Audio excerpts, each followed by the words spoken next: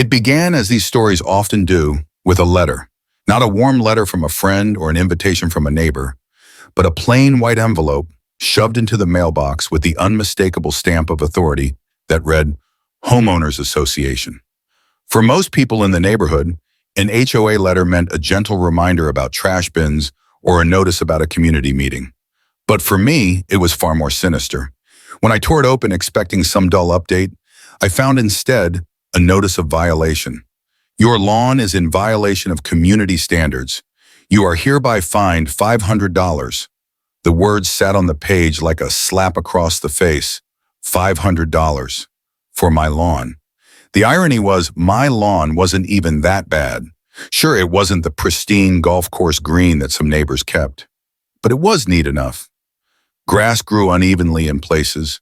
A few dandelions poked their yellow heads out here and there, but it wasn't some wild jungle. Still, the HOA had decided it was an eyesore. And worse yet, the signature at the bottom confirmed what I already suspected. The president of the HOA, the woman everyone called Karen, had personally filed the complaint. Karen was infamous in the neighborhood. She patrolled the streets like a self-appointed sheriff, peering over hedges, snapping pictures of porches, and scribbling down license plate numbers. If a car stayed parked in the wrong spot for more than 15 minutes, Karen knew. If a dog barked too loudly, Karen knew. And now, apparently, if a blade of grass dared to grow out of line, Karen was ready with her clipboard and a fine. I felt my blood pressure rise as I reread the notice. $500 wasn't pocket change. And it wasn't just the money, it was the insult, the arrogance of someone who thought she could bully her way into dictating how every neighbor lived. I looked out my front window at the stretch of lawn that had now become a battleground. It wasn't perfect, but it was mine. And the idea that I owed Karen and her HOA a dime for it boiled my blood. I thought about paying it off quietly just to avoid the headache. Many of my neighbors had done exactly that. Karen had fined them for things as trivial as the shade of paint on their shutters or the style of mailbox they chose. Most gave in, grumbling but resigned, unwilling to challenge the beast. But I wasn't like most neighbors. I wasn't about to hand over $500 for something this ridiculous. The notice said I had 30 days to correct the violation or face additional penalties. That phrase lingered in my mind. Correct the violation. In Karen's eyes, that meant reseeding, watering, mowing twice a week, and hiring a landscaper to bring my yard up to her rigid standards. But in my eyes, it meant something else entirely.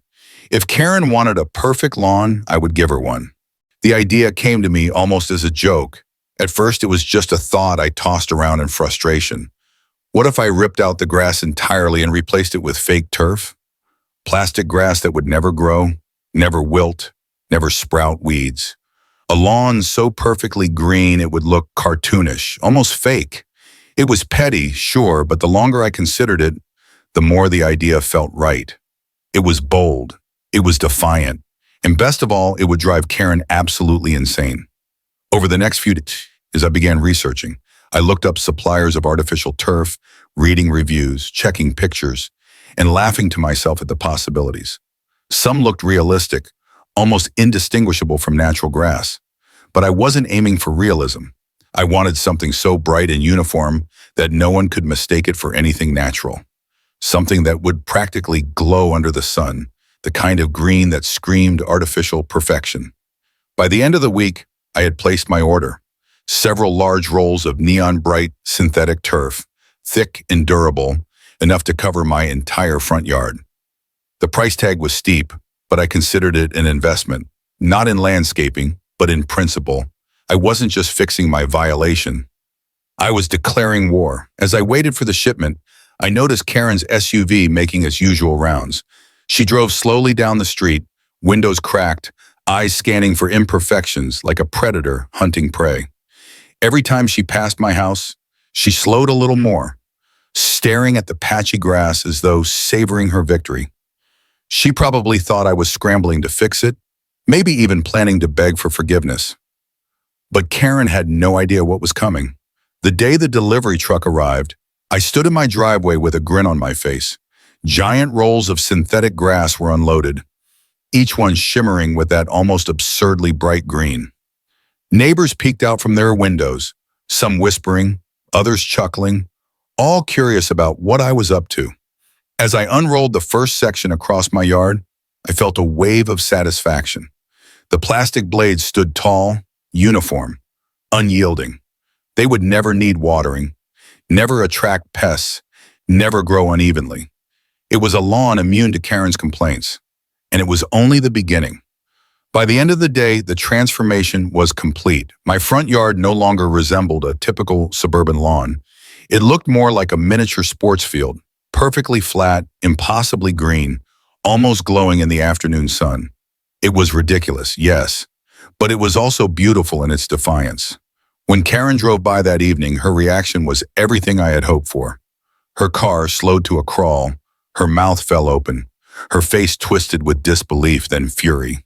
She slammed on her brakes in front of my house, stared for a long moment, and then sped off. I knew what that meant. This wasn't over. In fact, it was only the beginning. Karen's reaction to my artificial lawn was immediate, but it was only the opening shot in what became a full-scale war. The very next morning, another envelope appeared in my mailbox. This time, it was hand-delivered, sealed with unnecessary formality, and stamped in red letters, "Urgent Notice." I opened it, already anticipating her fury. The letter was a 2-page rant, written in that clipped, self-important tone Karen was famous for.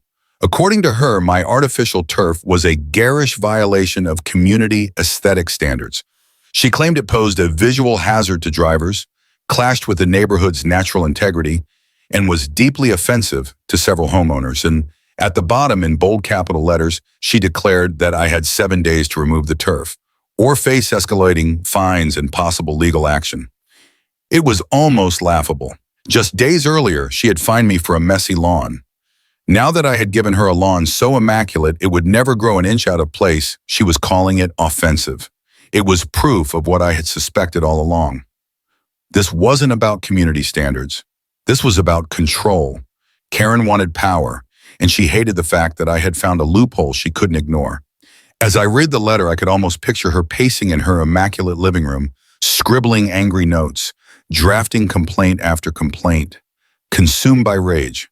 For her, this wasn't just a lawn anymore.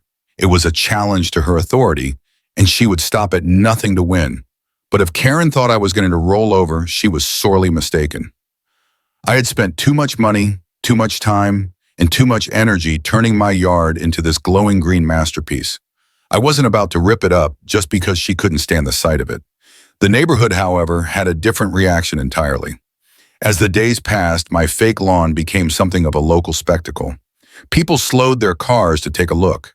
Joggers paused mid-run, laughing at the absurd perfection of it.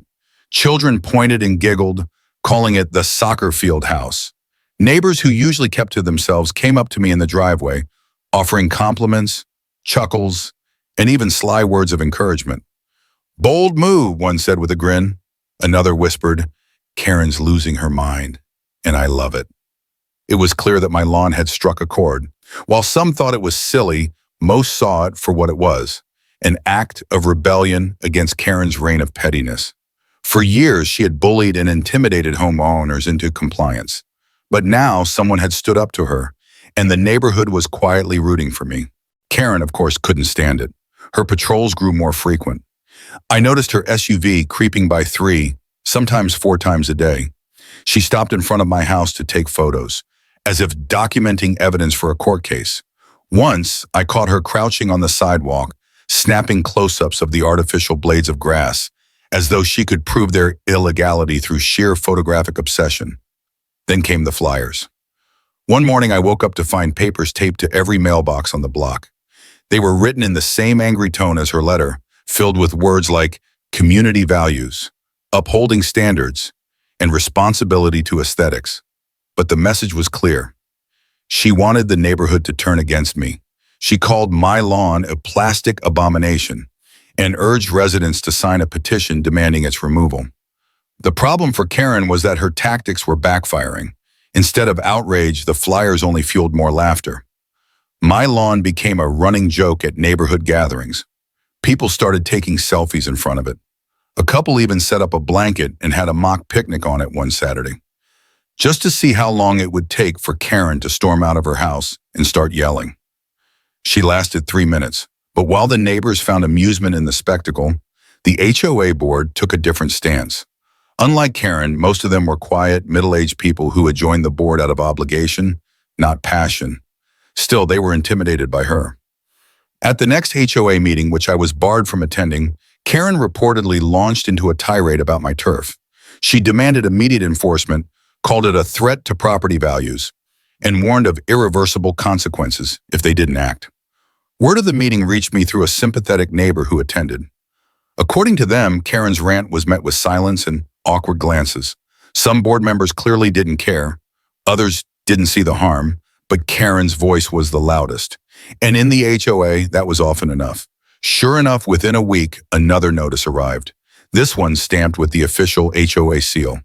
The board had voted to impose an additional fine of $1,000 for failure to comply with landscaping standards. On top of the original fine, that brought my total to $1,500. The number stung, but I refused to back down. I knew if I gave in now, Karen would win, and she would only come back for more. Instead, I decided to escalate in my own way. If Karen thought the turf was offensive now, I would make it even harder for her to ignore. I purchased a set of bright lawn decorations, plastic flamingos, oversized gnomes, even a miniature windmill, and arranged them across the fake grass like soldiers in formation. The effect was absurd, over the top, and completely intentional. My yard had transformed from a neat patch of turf into a carnival of artificial cheer, glowing with colors so bright they could be seen from down the block. The neighborhood erupted with laughter. People stopped to take pictures. Children begged their parents to walk past my house just to see the gnome army. And Karen? She was apoplectic. I spotted her one afternoon, standing across the street with her arms crossed, trembling with rage, muttering to herself as she snapped more photos. Her obsession was reaching a breaking point. She wasn't just annoyed anymore. She was consumed. And I knew it was only a matter of time before she tried something drastic. By the time the third notice landed in my mailbox, it was clear that Karen was no longer satisfied with fines or angry letters. She wanted to crush me completely. This time, the envelope contained something different, a formal complaint filed with the City Code Enforcement Office. According to the letter, an inspection of my property was scheduled for the following week. The document claimed that my lawn posed environmental hazards, that the materials I used were potentially toxic, and that my decorations were creating a public nuisance. The accusations were outrageous, but there it was in black and white. Karen had taken the fight beyond the HOA and dragged the city into it. I wasn't surprised. When Karen failed to bend me with fines, she turned to her next weapon: bureaucracy. She knew that most homeowners were terrified of city inspectors. Even if the accusations were flimsy, the threat alone was enough to scare people into compliance. But I wasn't about to roll over. The morning of the inspection arrived on a crisp, sunny day. At exactly 10 a.m., a white city vehicle pulled up in front of my house. Out stepped a middle-aged man in a neon vest, clipboard in hand, with the wary look of someone who had seen far too many neighbor disputes. Karen, of course, was already waiting across the street. She stood on her driveway with her arms folded, her eyes locked on my house, practically vibrating with anticipation. The inspector walked the perimeter of my yard, jotting notes, crouching to examine the turf, tapping at the decorations. Karen shadowed him from a distance, shouting comments whenever she thought he might miss something. "Check the runoff," she yelled. "Look at the unnatural color." At one point, she even tried to hand him a folder of photos she had taken, documenting my supposed crimes against the neighborhood. But the inspector remained calm, methodical, and much to Karen's frustration, unmoved. He asked me a few basic questions about where I had purchased the turf and whether it was properly installed.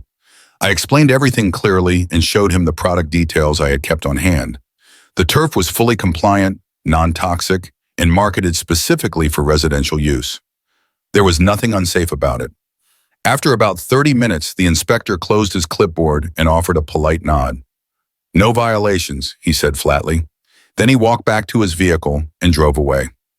Karen's face told the rest of the story. She looked like someone had pulled the ground out from beneath her feet. For the first time, she had failed. She had brought the weight of the city against me, and it hadn't worked. The artificial turf was here to stay. But instead of backing down, Karen grew more desperate. Within days, I received another barrage of notices, this time from the HOA board itself. Karen had clearly twisted their arms. They threatened additional fines, possible liens on my property, and even legal action if I continued to defy community standards. The language was aggressive, almost hostile, but it reeked of Karen's fingerprints. It was then that I realized this was no longer just about me. Karen wanted to make an example out of me, to prove to the neighborhood that no one could defy her power and win. If she succeeded, it would reinforce her iron grip on the community. But if I held my ground, it could inspire others to stand up too. Meanwhile, the neighborhood buzzed with gossip. My lawn had become the unofficial talk of every block party and backyard barbecue. People debated whether I would cave or whether Karen would finally be dethroned. And quietly, neighbors began approaching me with their own stories. One had been fined for planting tomatoes in his backyard. Another had been threatened for leaving Christmas lights up too long. Each story was the same. Karen wielded the HOA like a weapon, and everyone lived in fear of her wrath. Now, with my lawn standing defiantly bright and bold, I had become the symbol of resistance. Kids treated it like a landmark.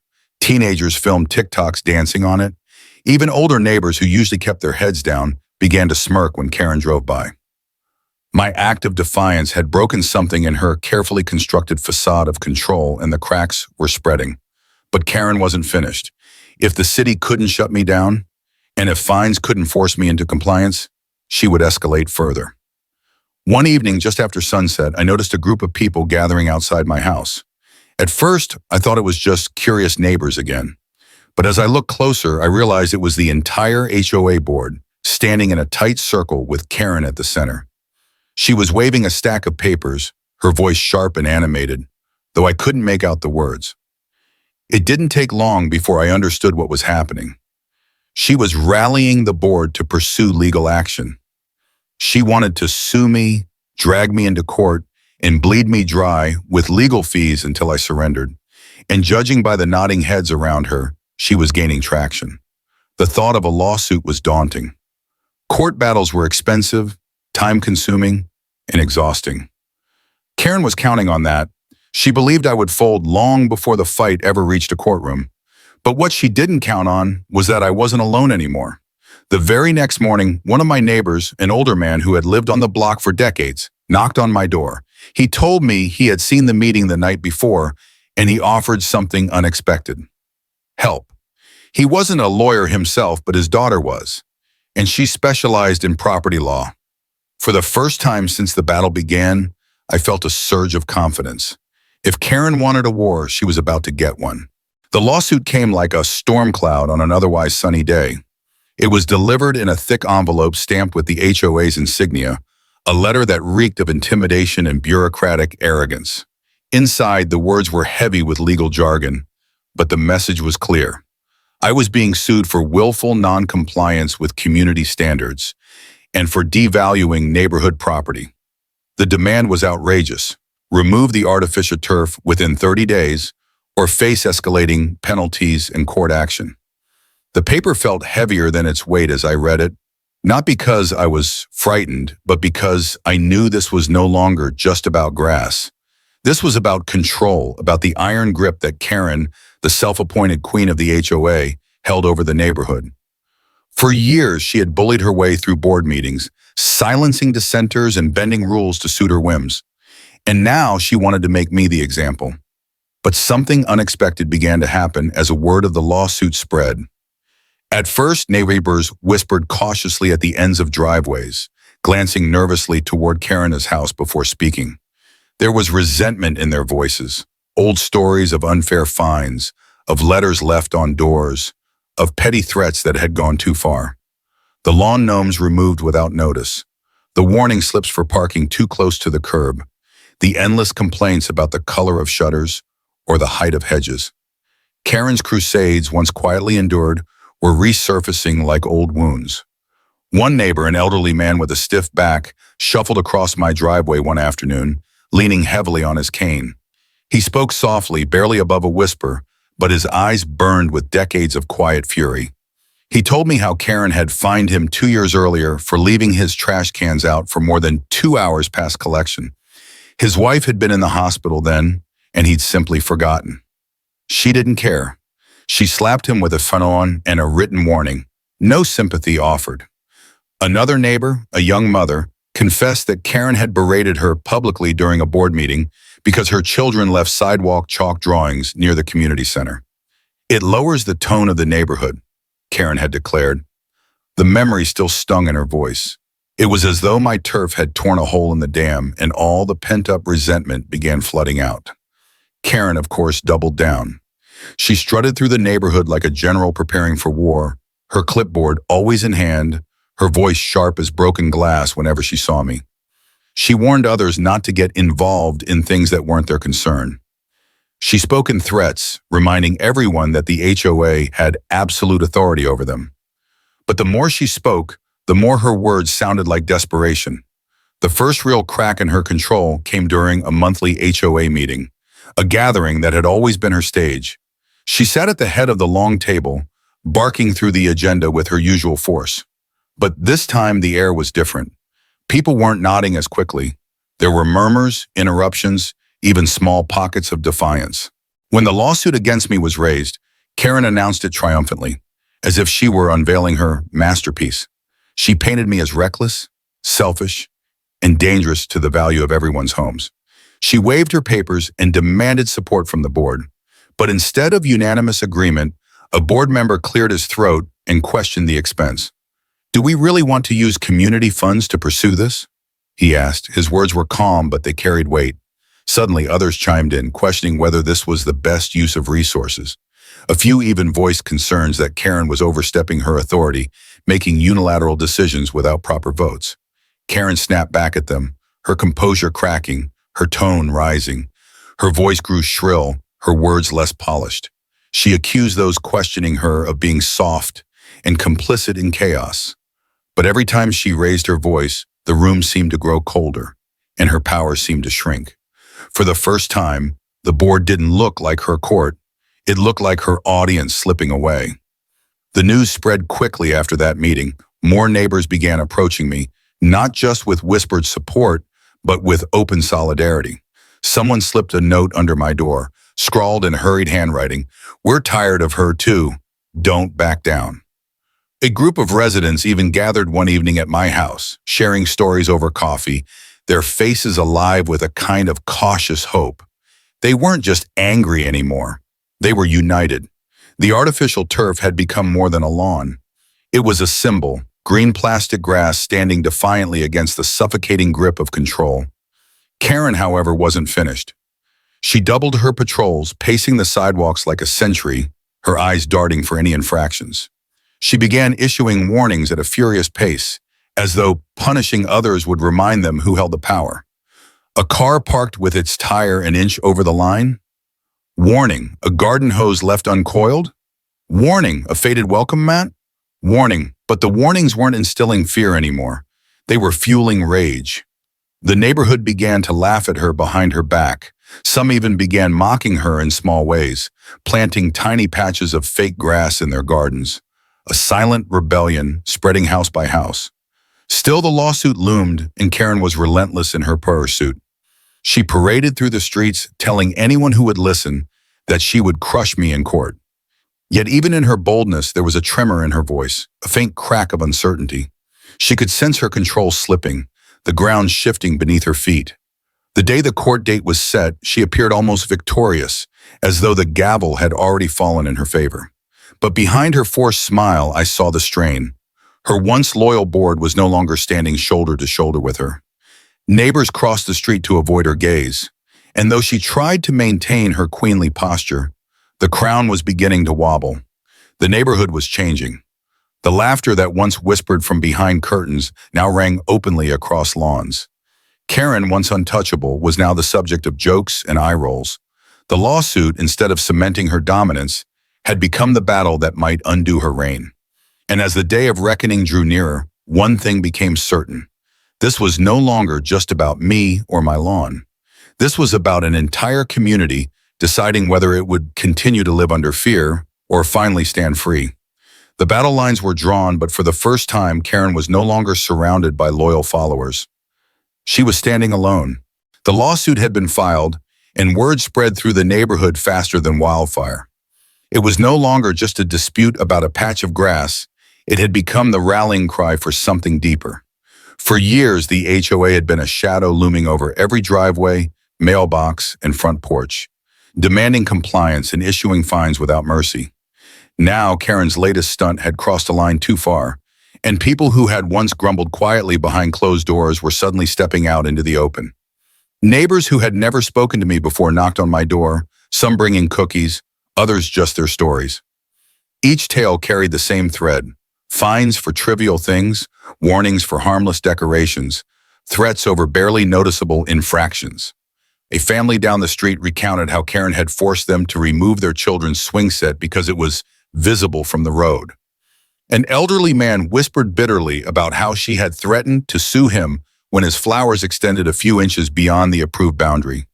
Their faces carried the weight of years of frustration, and for the first time they seemed to find relief in sharing it aloud. Slowly it became clear. My battle was no longer just my own. It had become the symbol of everyone's pent-up resentment, the chance to finally push back. The fake grass wasn't just a lawn anymore. It was a banner of rebellion. Karen, however, doubled down. She stalked the streets with her clipboard like a sheriff surveying her territory. Neighbors described her walking past their homes with narrowed eyes, scribbling notes furiously, as if building a new arsenal of complaints to unleash. But the more she tightened her grip, the more it slipped through her fingers. One evening, a group of residents gathered on my front lawn, my bright, blindingly green front lawn, and we began discussing options. Some wanted to confront Karen directly, others suggested filing a countersuit, and a few even whispered about recalling the entire HOA board. The energy in the group was electric. What had once been a quiet suburb filled with neatly trimmed hedges and silent compliance had transformed into a community ready to rise against its self-appointed queen. In the following weeks, small acts of rebellion began to pop up around the neighborhood. One homeowner placed a giant inflatable flamingo in his yard, daring Karen to fine him. Another painted her mailbox a bright, non-regulation shade of purple. A retired veteran draped his entire porch in American flags, so many that they violated half a dozen HOA aesthetic codes. And through it all, Karen fumed, her emails growing angrier, her threats louder, her presence more desperate. It wasn't long before cracks in her control became visible. A board member who had once been her loyal ally quietly resigned, citing stress. Another neighbor who had been too scared to speak out now posted in the community forum about his own unfair fines. Karen lashed back in all-caps rants, but her words only added fuel to the fire. Meanwhile, the lawsuit loomed like a dark cloud. Lawyers had been engaged, and the HOA's funds, collected from every resident, were being drained to pursue Karen's vendetta against me. This became the final straw for many. People realized that their hard-earned money was being wasted, not for the betterment of the community, but to satisfy Karen's obsession with control. A petition began circulating, demanding a special meeting to vote on removing Karen from her position. Signatures poured in faster than anyone expected. People who had once avoided eye contact now eagerly signed their names in bold ink, proud to be counted. It wasn't just about me or my lawn anymore. It was about reclaiming their freedom from the tyranny that had defined the neighborhood for far too long. Karen, of course, did not take this lightly. She went door to door trying to convince residents that the petition was illegal, that the lawsuit was justified, that I was a menace who threatened the sanctity of the community. But for every door she knocked on, fewer and fewer opened. Some residents even filmed her, uploading clips of her tirades to social media, where the videos gained traction far beyond our quiet subdivision. Soon, people from outside the neighborhood began to weigh in online, mocking Karen, dubbing her the grass queen, and turning her once fearsome image into a laughingstock. Despite her crumbling influence, Karen clung to the lawsuit like a lifeline. Court dates were set, paperwork was exchanged, and the HOA's coffers continued to bleed. But in the court of public opinion, the court that truly mattered within our community, she was already losing. The night before the scheduled special meeting, I stood on my porch and looked across the lawns of my neighbors. Some were neat, some messy, some decorated in wild defiance of HOA codes. For the first time, it didn't look like a row of houses under a regime of fear. It looked like a community finding its voice. And at the center of it all was my artificial lawn, glowing defiantly under the streetlights, a reminder of how one find had sparked a revolution. The next day, the showdown would begin. Not just in the HOA meeting, but in the heart of every resident who had been too afraid to stand up until now. Karen thought she could control us with rules and threats, but now, for the first time, she would face a neighborhood united against her.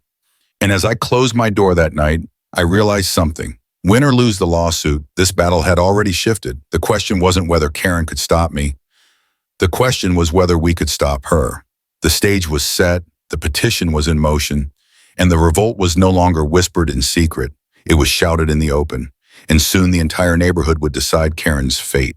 By the time the courtroom settled on its final ruling, the neighborhood no longer felt like the same place it had been just a few months before.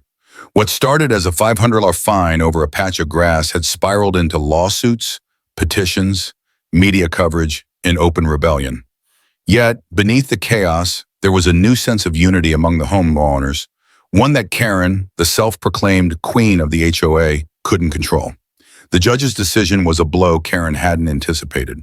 Her carefully crafted arguments, laced with exaggerations and selective readings of the HOA bylaws, collapsed under scrutiny.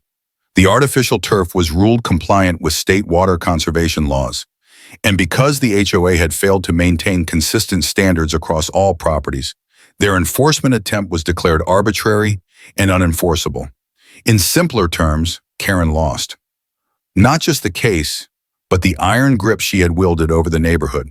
The courtroom audience, mostly neighbors who had shown up to witness the verdict, exchanged glances of restrained joy.